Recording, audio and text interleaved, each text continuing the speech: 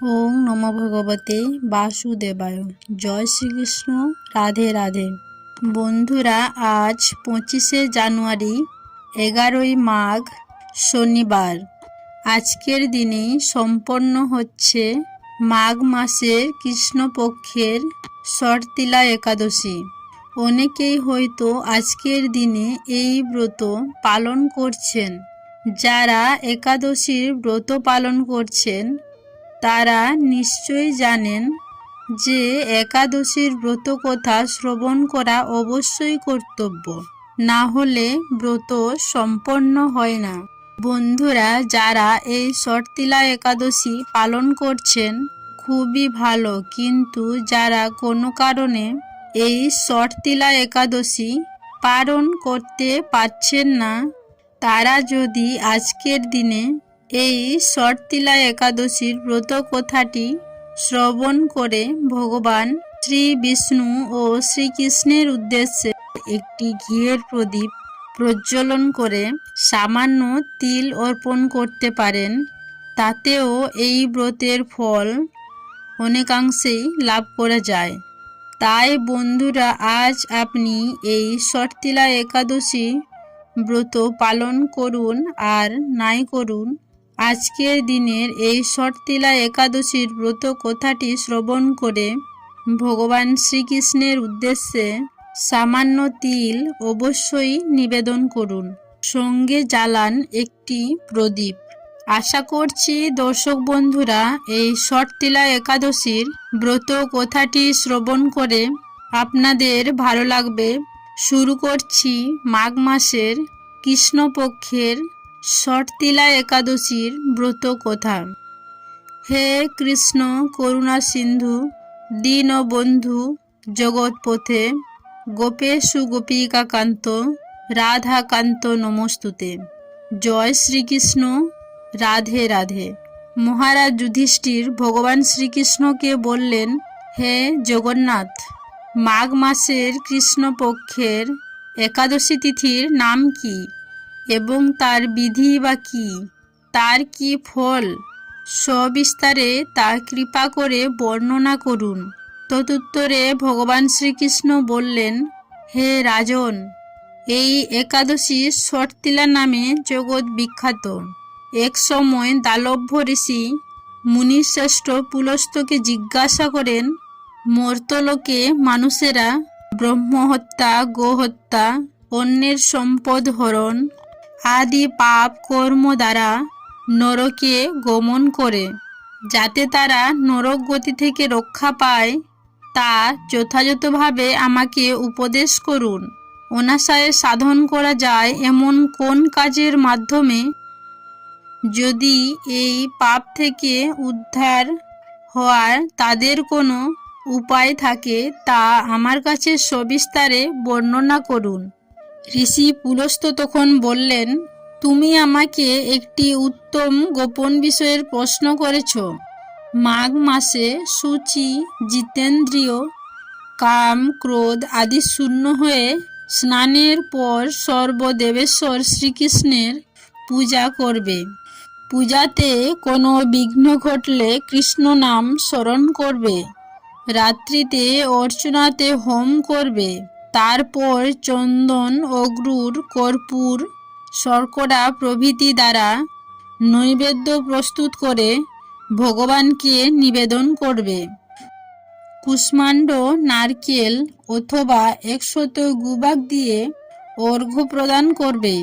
কৃষ্ণ কৃষ্ণ কুপালিস্তং গোপীনাং গতির্ভব ইত্যাদি মন্ত্রে শ্রীকৃষ্ণের পূজা করবে। কৃষ্ণ আমার প্রতি প্রীত হন বলে যথাশক্তি ব্রাহ্মণকে পূর্ণ কলস, ছত্র, বস্ত্র, পাদুকা, গাভী ও তিলপাত্র দান করবেন। স্নান দানাদি কার্যে কালো তিল অত্যন্ত শুভ। ওই প্রদত্ত তিল থেকে পুনরায় যে তিল উৎপন্ন হয়, তত বছর দানকারী স্বর্গলোকে বসবাস করে।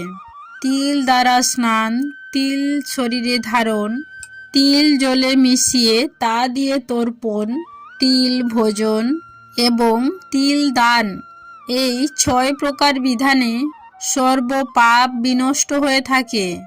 এই জন্যই এই একাদশীর নাম ষটতিলা একাদশী। হে যুধিষ্ঠির, এক সময় নারদও এই ষটতিলা একাদশীর ফল ও ইতিহাস সম্পর্কে জানতে চাইলে যে কাহিনী আমি বলেছিলাম তা এখন তোমার কাছে বর্ণনা করছি। পুরাকালে মর্ত্যলোকে এক ব্রাহ্মণী বাস করত। সে প্রত্যহ ব্রত আচরণ, দেব পূজা পরায়ণা ছিল। উপবাসক্রমে তার শরীর অত্যন্ত ক্ষীণ হয়ে গিয়েছিল। সেই মহাসতী ব্রাহ্মণী অন্যের কাছ থেকে দ্রব্যাদি গ্রহণ করে দেবতা, ব্রাহ্মণ ও কুমারীদের ভক্তি ভরে দান করত, কিন্তু কখনো ভিক্ষুককে ভিক্ষাদান ও ব্রাহ্মণকে অন্নদান করেনি। এইভাবে বহু বছর অতিক্রান্ত হলো। আমি চিন্তা করলাম, কষ্টসাধ্য বিভিন্ন ব্রত করার ফলে এই ব্রাহ্মণীর শরীরটি শুকিয়ে যাচ্ছে। সে যথাযথভাবে বৈষ্ণবদের অর্চনা করছে, কিন্তু তাদের পরিতৃপ্তির জন্য কখনো অন্ন দান করছে না। তাই আমি একদিন কাপালিক রূপ ধারণ করে তামার পাত্র হাতে নিয়ে তার কাছে গিয়ে ভিক্ষা প্রার্থনা করলাম। ব্রাহ্মণী বলল, হে ব্রাহ্মণ, তুমি কোথা থেকে এসেছো? কোথায় যাবে তা আমাকে বলো। আমি বললাম, হে সুন্দরী, আমাকে ভিক্ষা দাও। তখন সে ক্রুদ্ধ হয়ে আমার পাত্রে একটি মাটির ঢেলা নিক্ষেপ করল। তারপর আমি সেখান থেকে চলে গেলাম। বহুদিন পর এই ব্রাহ্মণী ব্রতের প্রভাবে অশরীরে স্বর্গে গমন করল। মাটির ঢেলা দানের ফলে একটি মনোরম গৃহ সে প্রাপ্ত হলো। কিন্তু হে নারদ, সেখানে কোনো ধান, চাল কিছুই ছিল না। গৃহ শূন্য দেখে মহাক্রোধে সে আমার কাছে এসে বলল, আমি ব্রত, কৃচ্ছ সাধন ও উপবাসের মাধ্যমে নারায়ণের আরাধনা করেছি। এখন হে জনার্দন, আমার গৃহে কিছুই দেখছি না কেন?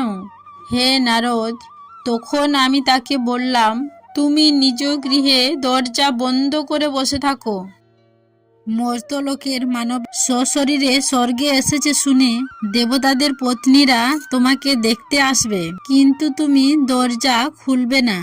তুমি তাদের কাছে ষটতিলা ব্রতের পূর্ণ ফল প্রার্থনা করবে।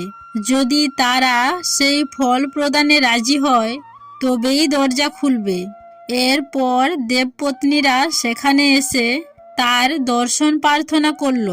তাদের মধ্যে এক দেবপত্নী ষটতিলা ব্রতজনিত পূর্ণ ফল তাকে প্রদান করল। তখন সেই ব্রাহ্মণী দিব্য কান্তে বিশিষ্টা হলো এবং তার গৃহ ধনধান্যে ভরে গেল। দ্বার উদ্ঘাটন করলে দেবপত্নীরা তাকে দর্শন করে বিস্মিত হলেন। হে নারদ, অতিরিক্ত বিষয় বাসনা করা কখনোই উচিত নয়। সাধ্য মতো তিল, বস্ত্র ও অন্ন দান করবে। ষটতিলা ব্রতের প্রভাবে দারিদ্রতা, শারীরিক কষ্ট, দুর্ভাগ্য প্রভৃতি বিনষ্ট হয়। এই বিধি অনুসারে তিল দান করলে মানুষ অনায়াসে সমস্ত পাপ থেকে মুক্ত হয়।